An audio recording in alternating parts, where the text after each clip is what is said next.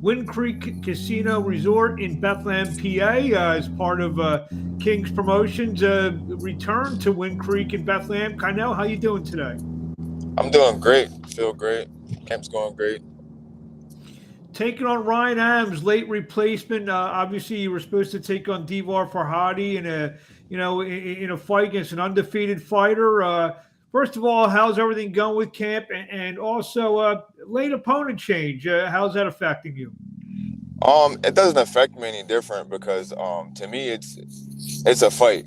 Whoever gets in the ring, I gotta fight whoever's in the ring. So, but I mean, camp's going great. We just started cutting. We're getting one more sparring session in, and then we'll be cutting, down to 168. So we'll be on weight for next Thursday, next Friday. Were you a little bit disappointed though that you were scheduled to face an undefeated guy, your second straight undefeated opponent, coming off the big win over Frederick Julian back in December? Were you a little bit disappointed that obviously you got some good momentum, maybe another good win even gets you in a better spot? Not at all. But I mean, maybe we'll fight down the line. I mean, you know, um, I don't know what's going on his side, but hopefully everything is okay. So maybe we'll fight later. So you're fighting at home in Bethlehem, PA. Talk about Yeah. that. As, a lot of people hitting you up for tickets. I believe this is your first main event. People, maybe this is a little bit extra. Things going on with it being the main event. So you get maybe one or two more distractions than normal. No, no, I'm not distracted.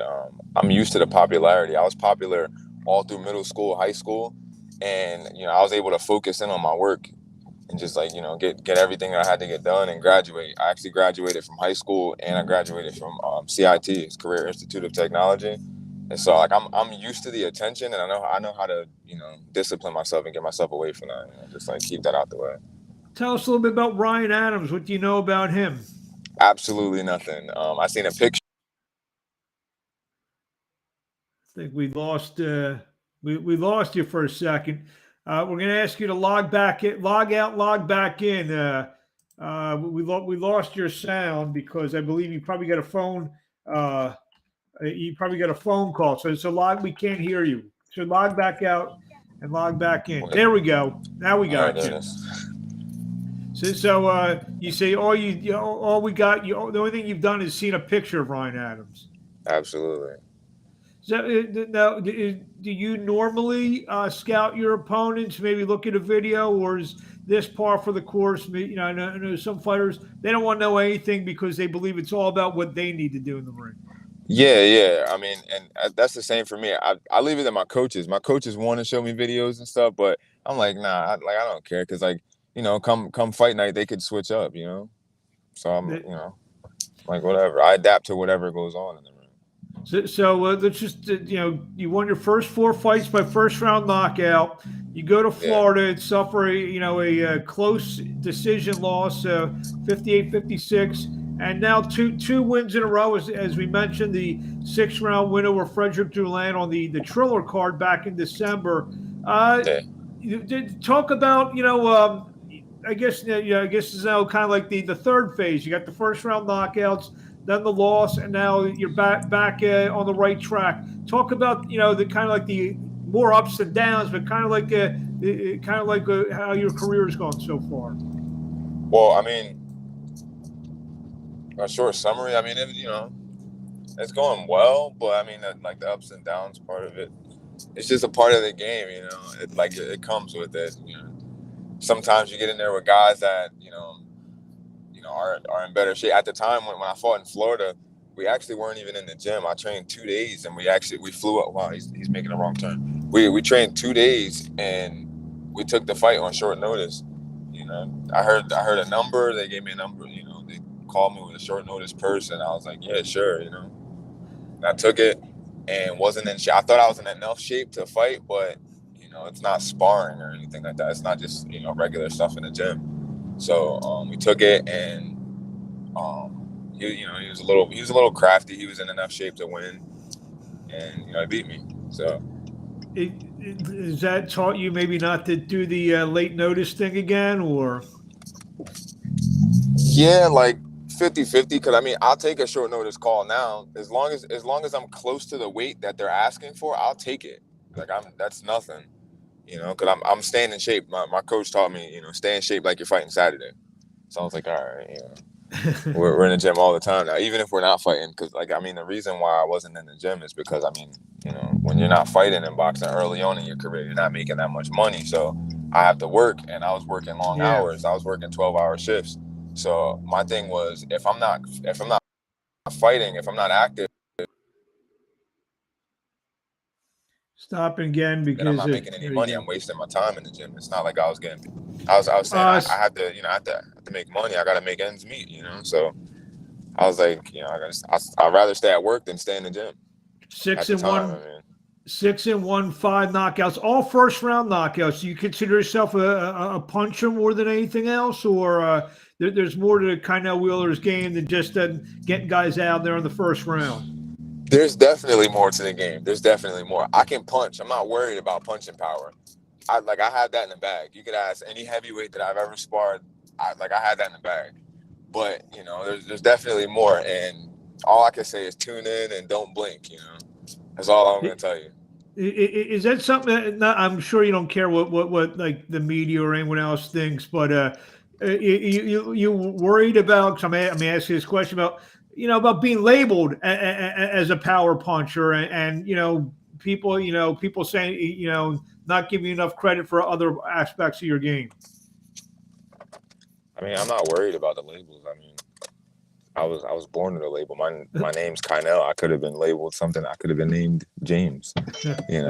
Anything. It doesn't matter. People are gonna say what they want. Believe what they want. Feel how they want. Whatever. What do you tell us a little bit about yourself? About your, when did you get into boxing, amateur career, the whole 9 yards? Well, I actually got into boxing like mid high school, 10th grade, mid 10th grade, going into 11th grade. It actually started on a school bus. I got into an altercation with a female on the school bus, and it made me not want to take the school bus. So I started waking up early. I was living by myself at the time. My mother had passed a year prior, and I started waking up early, making myself oatmeal, cutting up bananas, strawberries in it, and I would eat and jog to school. And I would always arrive to chemistry class, and one of my sparring partners, still to this day, he used to ask me before I knew him. He used to ask me, he's like, why do you jog to school? He's like, are you a boxer or something? And I was like, yeah, I box, just to kind of brush him off a little bit. And he's like, oh, that's what's up. That's what's up. He's like, I box too at the Larry Holmes gym. He's like, you should come down. And I was like, all right. And I actually, I took the initiative and went down there. And I actually met up with Jeff Dorsey and Marquise Pierce. They were down there training in like the garage at the time.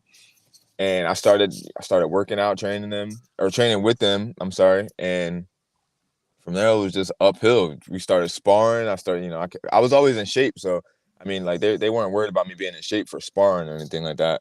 And, I just started sparring everybody, getting, a new company in the gym all the time. And from there, I had a bad run-in with one of the coaches, and I switched gyms. I went up to Bethlehem, maybe 3 months in, and I met up with Indio, and from there, it was to the stars. Indio showed me nothing but love, and then I met up with my other coach, Fernando, a little bit down the line, and all uphill. It was all to the stars.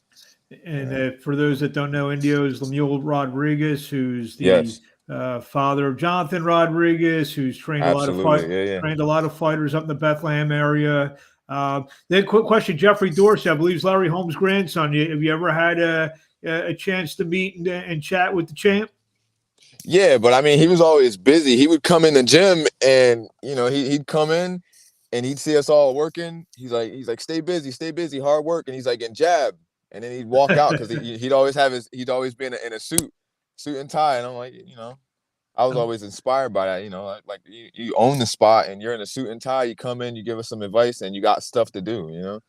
He basically owns the whole city of Easton, so he probably at things to do. What do you want to say to the fans out there before we let you go? And we see you next Friday night, March 11th, at the Wind Creek Bethlehem for King's Promotions. I want to tell you guys that you're in for a beautiful show, a beautiful night of boxing, and tune in. Do not blink. I promise you. Have your food ready. Don't blink. And where the fans get to see you on the social media platforms? Facebook, Instagram. My Instagram is X_IV_MCMXC III. And my Facebook is just Khainell Wheeler. And I have a business page, Kai Wheeler, as well. I don't know if you guys are live streaming it or anything like that, but you know. I actually find I usually live stream these interviews. I'm actually trying something new. It's going to record. It's going to be live streamed probably around noon. I want to wait for some of the people to wake up all over the world, so they get to see and get to know who Khainell Wheeler is. And like I said, we thank you for a few minutes of your time. It looks like you're ready to hit the gym. I was already at the gym earlier. I was there earlier. I'm gonna hit the boxing gym, and then late night I do a couple cardio sessions at Planet Fitness with my brother. You know, it's the three big workouts a day. Yeah. Well, Khainell, we look forward to seeing you. We'll see you next week. I'll catch you at the weigh-in next Friday night, March 11th. Sands, they call it the Sands. Yikes! They're gonna get mad at me. What is the Sands? Wind Creek Resort, Bethlehem. Khainell, thank you for a few minutes of your time, and we'll talk to you along the way. Absolutely. I appreciate you calling.